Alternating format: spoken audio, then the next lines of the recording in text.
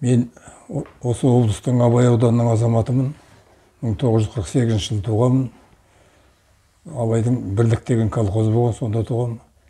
Сол колхоздың өзінің территориясынан 200 шақырым жерде Самай деген отделениесі болған. Кейіннен Қызылту совхозы құрылған, соған берді. Одан кейін Бегалин совхозы болды. Ал сол Самай деген жеріміз, ол мына Дегенеңге, полигонға Саржалдан да жақын жер. Ең іргесінде тұр. Жастық шағым сол жерде өтті. Ол кезде біз бұның зияны бар деген білген жоқпыз. Мынау занятие деп айтады бізге кезде. Солдаттар келеді. Солар ескерту жасайды. Сосын военный частың Шипыр, Карбел, Тақтай дегендерін біздің ауылымызға келіп арақ қайыр бастайды. Олар кеткеннен кейін ертеңінде занятиесі болады. Одан кейін бір күннен кейін сол Дегенеңнің тауының шыңбары өртенеді. Солдаттар келесегенде мынау не өртеніп жатыр десек, ой, біз ана жердің таудың арасының бір тоғай, соны өртеп шпион ұстаған жатырмыз, бізді алдайды енді балаларды. Сол полигонның зардабын көп көрдік, кейіннен ғана айтты ғой, бұның зияны бар екен. Бірақ бізді сол анда-санда 2 жылда бір ма осы Семейден дәрігерлер келіп, бергі Саржал елді мекеніне алып келіп, жинап сол жерден тексереді, қанымызды алады, анализдер жасайды, өздерінше енді бұлар немене зиян көріп жатыр деген есептейін екен. Соған опытный кролик сияқты болды онда үшін. Бала кезіміздің өзінде соны жасады. Соның зардабы кейіннен енді мектеп бітіріп, институт бітіріп, қайтадан сол Абай ауданының Жданов деген ең аяғы жақ шеткі совхозында соғында жұмыс істедім. Жолдасым Ақылтаев Дәметкүл деген, екеуміздің отасқанымыз мына 55 жыл болды. 8 бала дүниеге әкелдік. Соның 4-еуінен айырылдық. 2-еуінен 1 жасқа дейін. Біреуін 37 жасында. Осы қалада 26 мектепте завуч. Шеді басында благоустроенный 2 бөлмелі үй бар. Астында Toyota Camry машинасы бар. Жаңағыдай қызметі бар. Бір-ақ күнде асылды қайтыс болды. Ол да полигонның кесір ол керек. Одан кейін одан үлкен бір ұлым барады. Былтырғы жылы 48 жасында қайтыс болды. Туғаннан 1-ші группа инвалид. Осын кеше алдыңғы 28 күні жылын бердік. 5 жасқа келгенде жүрді. Таңдай жоғары. Сөзін үйленген біз болмасақ басқа кісілер ұқпайды. Кеудесі шоңқырайған ары қарай. 5 бақайның үлкен бақай мен екінші бақайдың ортасы көбілай ашық. Мен қалжыңбай, мен жердегі бір бақайды жоғалтқасың ба деп. Солдан да кетті. Менің өзім сол мұнда экспертный советтің нелері бар, қанша доз алғанымыз. Менің өзім 2 рет инфаркт алдым. 97 жылы бір рет, 2014 жылы бір рет. Әйелім 2002 жылы рак щитовидной железы болды. Мына диагностика анықтап, өзінің лабораториясында жапонецтер болды ғой әлі. Соның қағазын неге апарып бердім, жай направление жазып берген, өзіміздің онкологияға апарып бердім. Марқұм болып кетті профессор Мусинов Румхан ба, ұмытып қалмады. Ой, түк-тұрақ жоқ, мыналар металл сөйлейді деп, сөйлегеннен қайтадан диагностикаға барып, лабораторияға барып, удостоверениеңізді тастаңыз, мына қорытындысын алып апарып көрсетіңіз профессорға. Алып келіп көрсетіп едім, ойбай, аға кешіріңіз, шынында сол рак екен бұл. Мен бірақ сізге көмек жасайын. Қалай көмек жасайсыз? Мен мұны Семейдің нелеріне жасатпаймын операцияны. Сентябрь айының 2002 жылы сентябрь айының 17-сінде Япониядан 2 профессор келеді.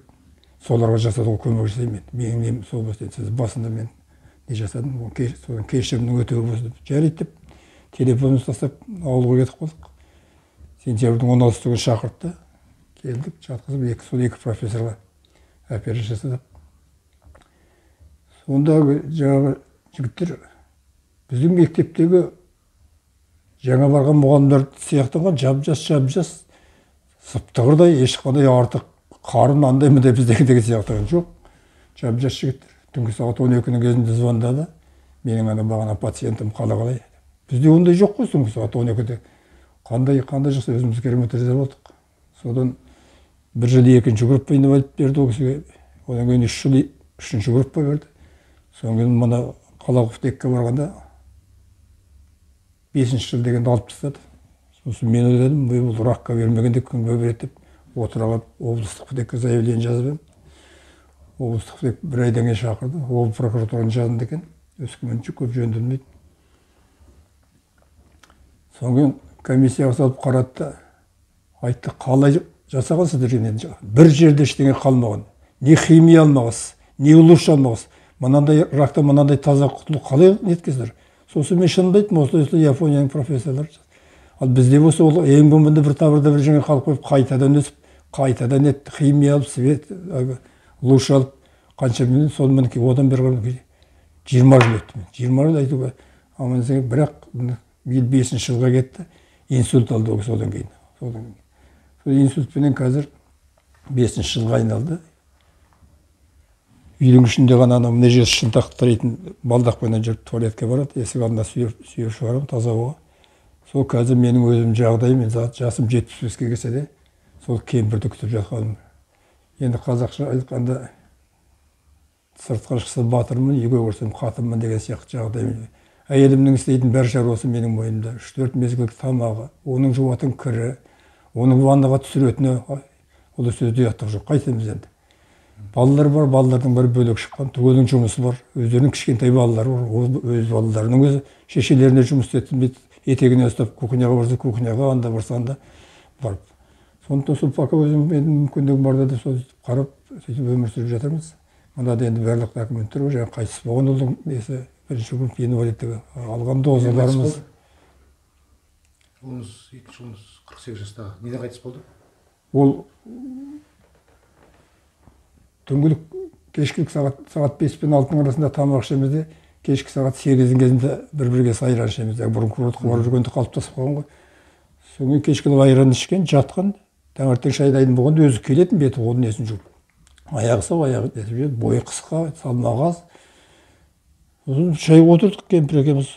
Ол әлі жоқ. Ой, арына қайдасың деп барсам, жатқан төсегінен құлаған жерге. Есін білмейді. Сосын скорый шақырып, скорый келді, қарады, төсекке қайта жатқызып қарады, бірден укол, ыстық укол деді ме, бір укол салсам қайтады. Сонда бірден қағаз қол қойды болды, уколын салды да кетіп қалды. Дұрыс екен деп ойлап тұрсыз ғой. Дәрігерлердің мен дұрыс. Сосын бір сағаттай уақыт өтті ме, жаңағы кетіп қалған скорыйдың врачы звондайды. Бала қандай болды? Ол балаға түк әсер еткен жоқ, сол бетінде жатыр. Ойбай, қайтадан скорый шақырыңыз деп сөйледі. Қайтадан скорый шақырып, бір азаматтар келді, алғаш келген әйел адамымыз, бір-екі азамат келіп, қарады да, қолым оғын етті. Кейініңіз деді маған, қайда барамыз? Ойбай, әкетеміз, кешіктіру болмайды. Не алған, инсульт алған. Деп сөйледі, есім білмейді. Есім менің әйелімдікі ишемический инсультта, ана баламдікі геморрагический миyadan неткен. Сосын анда барып тексеріп келіп жүргенде, ең бірінші ковидқа тексерді, одан кейін былай тексерді. Ковид анамын екен деді, сосын бір уақытта келді айтты маған. Пенициллиннің флаконымен бір флакондай болады, 15 миллилитр қан кеткен миына деп сөйледі. Соның кесінен есін ештеңесін білмейді. Содан больницада 11 күн жатты да, сол өздері енді тамақты брендемеді, соны сұйықтатып нетіп алып барып береміз, соны зондпен нетті, қанды кетіріп көреміз деді, операция жасамаймыз деді. Қанды кетіре алмады, сол 11 күннен кейін больницада қайтыс болды содан.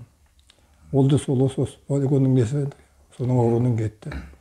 Қағаздарының бәрі бар. Осындай жағдай. Өзім де, әйелім де, 4 балам да осы полигоннан осындай көрешекті көріп отырмыз. Содан Фейсбуктан көрдім де полигон жоқ. Оның полигон 21 ұйымдасып жатқаннан кейін, ой, осыған бір мүмкін пайдам тиер, айтайын енді, үлкендер азы қалды ғой деп, сонымен не жасағаным ғой, айтайын деп. Енді бұны жаңа айтып отырғаның барлығының қағаздары бар.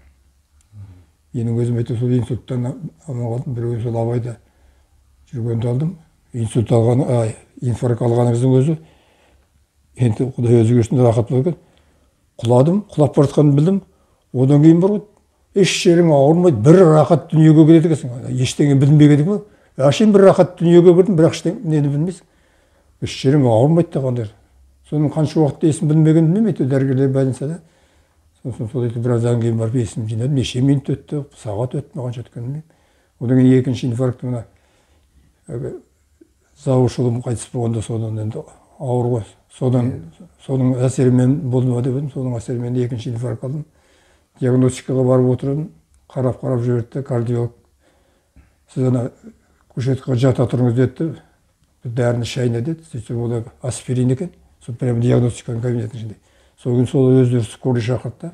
Скорый қызы, мен үйден диагностикаға кеткен кісі үйдің іші білмейді, мені апарды сразу БСМП-ның жаңа БСМП-ның кардиологический отделіне апарды. Бірақ Суриканов деген заведующий жүргім, қазір басқа неге ауысып кетті қойдым. Дәрігерлер осы полигонмен енді полигонның дәстері, онысына енді көтере алмадым ғой. Балаңға бірінші инсульт алған кезде соның бәрін полигонмен неметті ме? Ол жоқ, ол кезде ол 97 жылы ғой деймін. Ол кезде көп нете қойған жоқ, полигон нете. Общий инфаркт те қойды. Сондай жағдай. Балаларыңыздың неметілерін полигонмен? Қазір 4 бала қалды, 8 баладан. Неметкен жоқ па? Зерттеп, түкте қараған жоқ па? Жоқ, ешкім зерттеген жоқ. Бала кезімізде зерттеді. Ана Самайдан Саржалға, Саржал негізі ең жақынымыз еді, Саржалдан Самай кейінен Бегалин деген совхоз құрды сол жерден. Айнабұлақ деген орталық. Ол тура Дегелеңнің дәл түбінде тура. Содан алып келіп Саржалға алып келіп тексереді, не тексерген білмеймін, сіз қайдам дейік. Мына баланы жаңағы былтыр қайтыс болған бала 5 жасында жүрді, 8-9-ға келгенде балдарлап сөйлейтін болды. Соның денесінде көп кемшіліктері бар. Содан кейін 12 жастан асқанда маған ауылдағылар айтты. Қанат аға, сіз мына балаға қалаға апарсаңыз, қалада спецшкол деген бар, 13 жасқа дейін алады, 13-тен кейін алмай қояды деп сөйледі. Оған дейін оны үйіне барып ештеңе жоқ, онда біз енді оған неден көріп, полигоннан көріп жүрген жоқпыз ғой. Содан кейін 12,5 жасында осында қалаға алып келдім. Қалаға алып келіп дәрігерлер қарады. Ой, сіз Брюсселезный больницаға барыңыз, Гагарин көшесінде деп сөйтті. Гагарин көшесінде Брюсселез деді. Бұның несі бар деп сөйтсе Брюсселезный больницамыз қазіргі радиология екен ғой, мына біздің Гагарин көшесінде. Сонда алып барып едім, сонда дәрігерлер комиссияға салып келіп жүрді. Ой, мынау біздің ауруымыз деді. Сразу группа жазды, онда инвалидность детства деп. Ол кезде 16-ға толмаған ғой. Соны 16-ға толғаннан кейін ғана бірінші группа көндердің несіне ауыстырды. Сол 13 жасынан бастап сол группаға не алдық. Оған дейін ешқайда неткен. Оның өзінде оны мен сабаққа беремін деп алып келіп жүрмін ғой. Сабаққа беремін, жоқ, мынау оқи алмайды. Брюсселезный больницаға барыңыз деді. Сол жағдай, сонымен солай қалды. Содан оның өзі жағдай ауыр бола, операцияға не де алмадым. Енді ата-ананың міндеті ғой, сүндетті өтетін. Ер бала болғаннан кейін. Содан жаныма батып жүрді. 2097 жылы осыдан бір үй алып болғанбыз, балалар оқитын ұл мен қызға. Содан 2004 жылы көшіп келіп, содан 2005 жылы аяқтап енді 35-ші кварталдан радиология жақын радиологияға бардым өз бетіме. Бардым да зам главный врач по лечебной части медикамедиальной академии қазір кафедра қойдым. Сол кісіге кірдім, осындай жағдайымды айтып, осындай балам бар, 31 жасқа келді. Енді менің ата-аналық міндетім ғой, сол көмек жасап беріңіз. Ой, жарайды, жасай қалған деп. Енді ол кезде ептеп бірдеңе бересің, енді қазіргі қорқынышты емес. Сосын еңбегіңізді жемеймін дегенде бар жағынан еңбегім деп. Сосын енді ол кісі тұрды, менің бір медсестраны жіберді, хирургический отделениеден несін шақырды. Содан хирург келді, екеуі амбулаторный процедурный кабинетке алып кетті, ол алып кел деген, алып келдім. Әлі кешіп жатыр, бір уақытта шықты да 65 общество сағатын ұмытып болған бар. Тасболат 65 қойдым. Бір күн шықты да, аға мына балаға немен наркозбенен операция неде жасамасақ болмайды. Ана жайында жасасың. Уақыты кеп болған және бірдеңелерін айтты енді өздерінің тілдерінде. Содан бір күннен кейін бе, 2 күннен кейін бе апарып, хирургическийде сонда наркозбенен жасап айтуды. Сөйтіп сонымен кішкентай азаматтық аталық әкелік міндетімді атқарып, 31 жасында сүндетті өтті.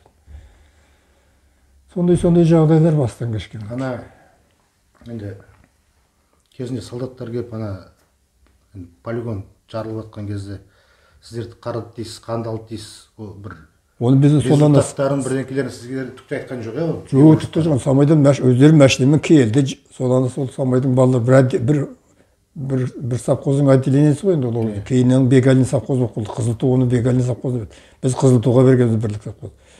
Содан машинамен өздері жинайды. Бер жағында Саржалға Керемат ең іргесінде Саржал деп ғой. Саржал бері Саржалға келеді.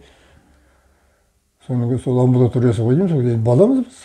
Ана гамметке апарады, мына гамметке апарады, енді қан алды, мач алды, тағы да бірдеңелерін аппараттармен тексерді, енді айтып, біз қайда біледі, дәрігер қарап жатыр деп жүрміз, біз ойнаймыз, өзіміз азырсап. Сонда сол бізді сол тәжірибені еткен ғой, бір жылдан кейін қанша әсер етті, 2 жылдан кейін қанша әсер етті. 53 жылы бізді көшірді, ана бәлдіккен, Бақанастан Шұбартау жаққа қарай. Шұбартауға көштік. Оны енді көшкенімізді білемін енді. 5 жастан ба сондай. Ойымда қалғаны ыңғай не жедік? Өмірлік жемегіміз ғой, консерві. Консерві жегеннен кейін барып ойдаған 5 жасар балам ойны. Консерві неге жедік деп кейіннен елден сөйледім. Ой, осылай бізді көшірген, осылай мына полигон болған, жарылыс болған. Әскерилердің сұқпай. Әскерилер солардың сұқпайықтарын берген ғой. Иә, Судабекім ба, сондай дейді. Мен қазір ол кезде Судабек жемеймін ғой. 3 мосылар бұл не бар? Соның үстіне бәленбай семьяны 5-6 семьядан, 10 семьядан тиеп алып әкетті. Дүние мүлік бәрі неде қалды. Тамақ өздерінен әйтеуір. Аш болған жоқ. Жегеніміз консерві содан ойымда қалған. Заттарды әкеткізген жоқ па сонда? Заттарды әкеткізген жоқ па сонда? Қалай? Анда қалған заттарды тискізген жоқ? Жоқ, оны кім күзеткенін білмейміз. Мен ойлаймын қазір, мүмкін сонда ауылға солдат бірдеңе қалдырғышы, басқадай кісі жоқ қой енді. Бірақ негізі кейінен осы жөнінде айтып жүретін бір азамат болды. Фамилиясын ұмытып қалдым, Қарауылда тұратын. Сонда сол әр ауылдан 2-ден 3-тен адамдар қалдырыпты. Қарауылдың басында қалдырыпты. 25 адам ба біздің одан байжы қалдырып, қалай әсер етеді? Көштен қалдырып, әлі сонда қалдырып болған. Соларды. Сіләмбеков Талғат деген болды. Сол кісі сондайдың ішіне қалды. Сол кісінің көп несі бар, бұрын айтқан жазылған. Сонда сол кісілер сол ары қарай қалай әсер тәжірибе есебін алып қалған. Бізді анандай көшірді. Ол қайтып келгенде мен білмеймін қалай екен, ана дүкендер дейді, ой қайтып келгенде ауылымыз деген көшенің ішінде шөп болып кеткен дейді. Керемет бір айва тау ләшін, жап-жасыл болып. Енді не малы жоқ, не жоқ. Ондай жағдай болды. Онан солдаттар арақ үшін алып келеді. Не бір тақтайлар ұрылған, не бір материал көп қой анда. Шипырлар, мәз боламыз, анда нарақ кетіп, магазиннен арақ 3 сомын жетті деймін бе? Сондай московский, особый водка дегендерді алып береміз. Ол кездегі арақтар жақсы арақтар енді. Қазіргі сияқтағы неше түрлі емес. 2-3 түрлі арақ болады, бірақ качественный. Соларды алып кетеді. Сонымен оның зардабын тартып жатырмыз. 4 баладан айырылдық, 2-ін жеткенде, 2-ін 1 жасқа дейін кетті. Әйелім анандай рак болды. Одан кейін менікі енді инсульт алды, жатыр қазір. Зейнетақыға қосымша төлемдер бар ма? Зейнетақыға қосымша төлем жоқ, бірақ әйелім 45 жасында шықты. Мен 50 жасымда шықтым. Оны да білмеуші еді, осындағы Нұрсақанов Бақтығаз деген бір, осында зейнетақы несін істеді, казначействоның бастығы болып істеді, бірге оқығанбыз екенбіз. Алматыдан нархозды бітірді, одан кейін Москвада 2 жыл оқып келді. Сол ішіміздегі ең жоғарылап кішкене бергі әкімдердің жанына дейін келген жігіт. Сол бір ауылға келгенде айтты, әйелім, әку, сен уже міне ендігі жыл 45-ке толасың, сен документтерің дайында, пенсия қойды. Қойдағы пенсия деп біз сөйдедік. Сөйтсеген доллар мың жерден жақын ғой негенді. Сол алға шыққан заңдарды оқыған еткен. Сонымен сол 45 мың оғы шықты, енді 50 мен шықтым. Қазір мен 73-ке келдік екеумізде. Сонда оғысы 30 жыл, мен 25 жыл пенсиясын алып отырмыз. Оны алмадық, түк нетпеді деп айтуға келмейді. Соның кейін енді мына балам қайтыс болған, 1-ші группа инвалид балам қайтыс. Осыдан 2,5 жыл бұрын не тағайындады аға? Жаңа сіздің сұрағыңызға байланысты. Мына 1-ші группа инвалидтерге опекунство күтсін бір адам. Оған ақша төлейміз деп. Енді оны Назарбаев жамандап жатқан, бірақ енді ол жөнінде біз дұрыс көрдік енді кішкене көмек деп жаңа сіздің сұрағыңызға байланысты. Содан кейін ауылдың учетында болатын ұлым. Сосын айттым, сол ауылдағы мектептің директоры болды, 15 жыл биыл, сосын өзі шаршадым деп босады. Соны пенсияны алып беріп, сосын ұлға айттым, сен бізге пенсиясын бере бер, ана күтушілігін өзің оформить ет. Мен енді ана шешенің жанынан шыға алмаймын, қарайтын кісі керек екеуден екеуміз. Сен өзің оны соңға барады екен, тағы нелерге сотқа дейін барады екен, бұрынғы документтерін жинайды екен. Содан мындағы психбольницадан қағаз алып бердім, соның бәрін жинап, соттан өткізіп, одан ең аяғында ауданның әкімі решение шығарып, әйтеуір сонымен опекунство болды. Сол жаңағы көмек барды ма дегенге. Содан айына 50 000 теңге ұлым күтуші болдым. Бірақ ана ауру менің қасымда енді. Мен бір жерге тамақханаға шығып кетсем, ана шешесінің аңдып нетіп отырады да, тұрғызып неткен кезде. Соған нетіп есікті екеуінің сыртынан жауып кетемін. Сонысын сол алып тұрды. Одан кейін бірінші групп инвалидті күткен үшін директор школдан ұстайтын табыс салығын ұстамайды екен. Ол енді бір 20 000 теңге дер. Сонда ол салық ұстамайды? Салық ұстамайды екен. Сонда ол енді міне ондай жаңағыдай нелерін көрдік. Оны көрмедік, түк не жоқ деп айтуға болмайды. Бірақ осының барлығы келешек жастарға бұндайдың бәрі жасалмайды. Анау заң 97 жылғы мен заң қай жылғы? Сол заңнан ештеңе қалған жоқ. Енді анаға 5 жыл мен 10 жыл менен ерте шығатын дегенде уже уақыты бітті ғой деп ойлаймыз. Біз өзіміз шығып, біздің жағдайымызға жаңағыдай не қарады. Сосын оның кейін 4 жыл инвалид болған кезде әйеліме пенсиясының үстіне бірдеңе қосты. Көп көрім ақша қосты. Содан кейін аны алып тастағаннан кейін мен енді не жазып жүрген, облыстық ипотека жазып жүрген анадан айырылғым да келмейді ғой, аны беріп тұрған ақшадан. Раққа бермегенде кімге береді, бұл группаны деп жүрмін ғой өзімше. Маған бірдеңе дәм еткен сияқты, өзіме енді олар ештеңе сұрап нетіп тұрған жоқ. Сосын облыстық ипотека жазып жүрген. Сосын олар алып тастағаннан кейін ол тоқтады, ана пенсияның үстіне қосып төлейтін. Содан кейін сол екі ортада 1 жылдан кейін, 2 жылдан кейін Назарбаевтың указ шыға қалғаны 6 бала тапса күміс алқа, 7 бала тапса алтын алқа, оған ақша төлеймін. Қазір 20 000 теңге дейміз, сондай ақша. Енді ана инсульт алғаннан кейін маған айтады, инвалидность неге қоймадың, инвалидность береді. Мен айтып, инвалид бәрін бірдей төлемейді. Әйелім неге алып отыр, маткерейнаға алып отыр 20 000. Енді әкеп оның үстіне ананы төлмейді. Сондықтан босқа ана әйелді шаршатып, өзім шаршап, оған бұлы жүгірмеймін. Сол біреуі жетеді деп.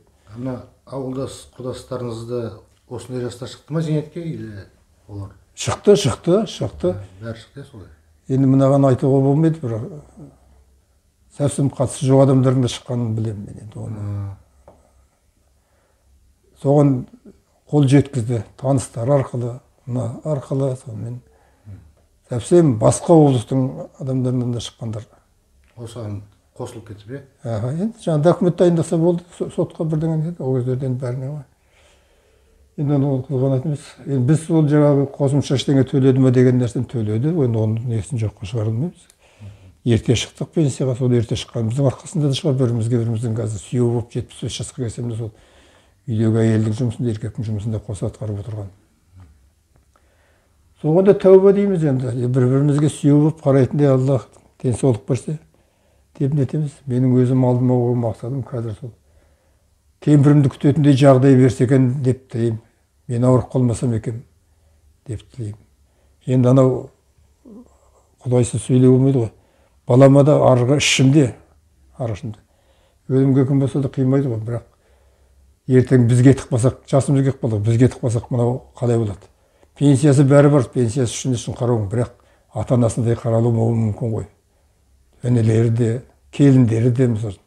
Жақсы ақша алады жаңағы не болып жүрген ұлым, опекунствосын алып отыр, табыс салығын ұстамайды. Яғни үлкен жақсы пенсиясы бар. Бірақ өздерінің балалары бар, келіннің аты келін, басқадай жағдай, оған ертең өзіміздің ішкі ойымыз енді қалай болады деп жүрміз. Содан біздің көзіміз тірі тұрғанда сол өткенде де бір жағына Құдайдың енді өзінің реттеп тұрғаны шығар деп ойладым соны. Алдың күні сол 28 күні жылын бердік, Ағатау деген жерде. Осындай жағдай, бұның бәрін сол ананы полигон 21 құрылып деген кейін, тірі тұрғанда дегеннен оққаннан кейін ойладым. Көзіміздің тірісіне де бір. Иә, көзіміздің тірі тұрған. Сосын енді бұлар азайып барамыз ғой біз дегендер. Ертең біздер де кетеміз.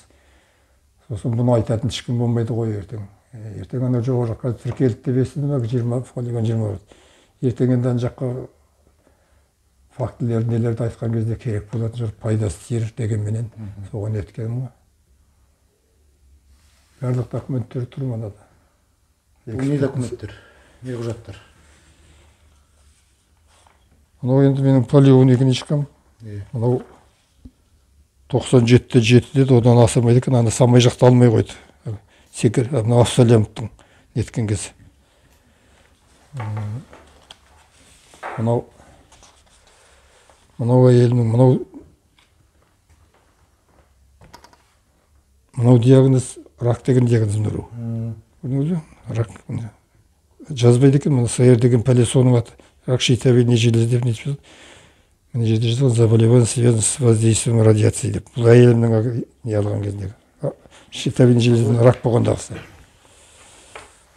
Бірге тұрған ауылдастардың олардың жағдайлары қалай, білмейсіз бе?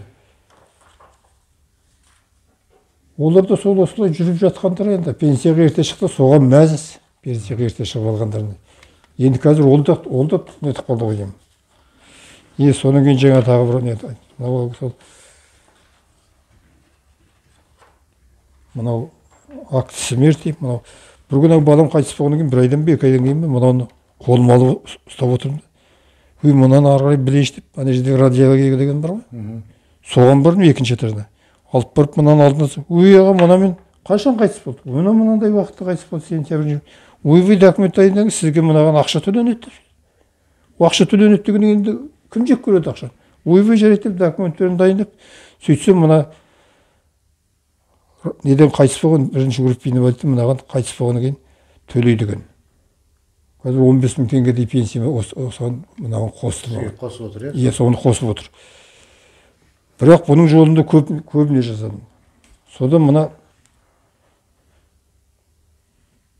радиология қағазын бәрін берді, положен деді, ағат соңға барып едім, соңдағылар. Алай қайтыс болған кезде поликлиникадан анықтама адам алғасыздар. Сол кезде айтылған жоқ па? Осы бірінші топтағы төлейді андаймды жоқ, оны айтқан жоқ. Просто нені ғана берді мына, неден қайтыс болды ма? Қайтыс болды ма? Кісі ондай жерге бармаса, білмесе, ол ақша төленбей қала береді. Қала береді, мен мынаны бар ғой, өзім 2 айдан кейін қолыма түсе қалдым. Содан кейін ал жарайды. Соңға барғаннан кейін шақ болады. Мынау аға деп сөйледі. Сізге тиесілі емес, мынаған қайтыс болғаннан кейінгі ақша. Енді кімге тиесілі? Бұл бұның әйеліне тиесілі. Ой, әкем, бұл әйел қайда болған? Бұл әріп танымайды. Мұна А деген сөз 4 ағар барына деген. Соны жаза алмайды. Ақша танымайды. Бұған бәрібір. Үйленген жоқ сіз, оқыған жоқ. Айтып отырмын, 31-ге келгенде сүндет өтеді. Ой, жоқ аға, сіз облзағыске барасыз деді. Облзағыске бардым. Облзағыстың мынаның ішінде берген қағаз тұр. Одан анықтап алдыңыз, Мен облзағыстың, ona облзағыстың 875 теңге төлегем. Облзағыстар аға деді, біз ана қазақтар ерте үйлендіріп жатады ғой. Біз мына сіздің балаңыз 16 жасынан бастап Қазақстан бойынша іздедік деп сөйлейді. Еш жерде бұл үйленді деген не жоқ. Осыны апарып берді, соңғы осыны апарып бердім. Жоқ аға, мынада неме дейді, бірдеңе біз мынаға сенбейміз. Тағы бір осыған қайта жұмсады, бірдеңе тағы бірдеңе деп жазсын деп. Сосын тұрдым да айттым, әкем, мен бұл 15 мың теңгеге қарап тұрған жоқпын. Маған өзің өткен документтің бәрін қайтар, бірақ мына жақ шетіне жаз. Ең соңғы рет мен неге қайтардым? Жазды, осы мына облзағыстың мына несінде бірдеңе жетіспейді деп, соны жаз өз тіліңде, не жетіспей тұр. Сосын печатың баста фамилияң жаз. Мен алам да, сосын өзім арғай ізденемін. Мен көзім ашық деп сөйтедім. Мен ана қазір не болғанмен, мен жалпы негізі халық үшін жұмыс, халықтың қалаулысы боламыз, депутат боламыз енді аудандық мәслихаттың. Оны сенаторлардың сайлауында берді. Менің көзім ашық айналды. Мен өзім арғайтын деп алдым. Саған ешқандай кінә жоқ. Только өзі саған тапсырған бәр қағазды өзім қолыма бердім және осындай жазып берсең болды деп сөйдедім. Өзі ана осындай кабинет кіргізбейді екен. Андай коридорда отырамыз. Содан кіріп шығып біреу сөйтіп жүр. Кіріп кетті қайтадан өзіміз. Содан бір 10 минуттан кейін қайта шықты. Аға мынаның сыртына, мына ЗАГСтың берген қағаздың сыртына от руки қолыңыздан баяғы. Өмір үйленген жоқ, бәлен түген кемшіліктерін бәрін жазып. Мен жазып берейін. Баяғыдан неге сөйтіп айтпайсыңдар. Мен жазып бердім, ары қарай ізденем дегеннен кейін нетті ғой. Миллион ақшаны неткізіп отырмын. Және срок бердім оған 28 декабрьға дейін толықтап тапсырмасаңыз одан кейін ешқандай документіңіз қабылдамайды. Өз уақыты бар шығар оның. Өз бір уақыты бар шығар. Уақыты бар екен. Сол документтерді мен 28-ден түгел подтвердить етіп, аналар дұрыс дегенге дейін етіп, уже жаңағы сагстың мына қағазын ит қылды осы нетпес. Оны артына жазып берген екен, содан кейін бастап төлеген. Әр жерде әртүрлі енді. Адамдардың өзі әртүрлі. Мына бір заңды оқып отырғанда кезіктік қой. Оқып отырғанда бір адам халыққа пайдалы жағын көреді әр заңнан. Екінші бір адам оның зиянды жағын көреді. Көрдіңіз бе мына қалай адаммен жұмыс істеуде? Сондайда мен кейде шыдамай кетемін. Олай емес, ол былай деп. Төлемеудің амалын жасап жатады ма сонда? Анда отырған кісілер төлемеудің амалын жүгіртіп қойып. Бөлмеймін, не нәрсе екенін жамандай берген керек. Мынадан артық нәрсе жоқ енді. Оны айтты, аға деді, бұдан артық не керек? Ол 14 жасында үйленбейді, өзі инвалид бала болатын болса, 16 жасынан бастап Қазақстан бойынша Кемерхан Варнаның жесірі деген әйел жоқ. Деп сөйледі. Енді осы мына қағаз тұр, мінекей, не обнаружен дегенке. Печаты менен бәрі мына көшірмесін алып келіп отырмын. Соған сенбейді. Соны мен маған қағаз жазып, қолын жай жазып берген барып алдым. Мен оны да нетпей жүрді. Просто мен әкел қайтар документ алмай қоямын мен. Алсам алам, алмасам қоямын, өзім ізденем баратын жерге. Мен ондайға шей бермін. Мынау жақсы, рахмет. Солай.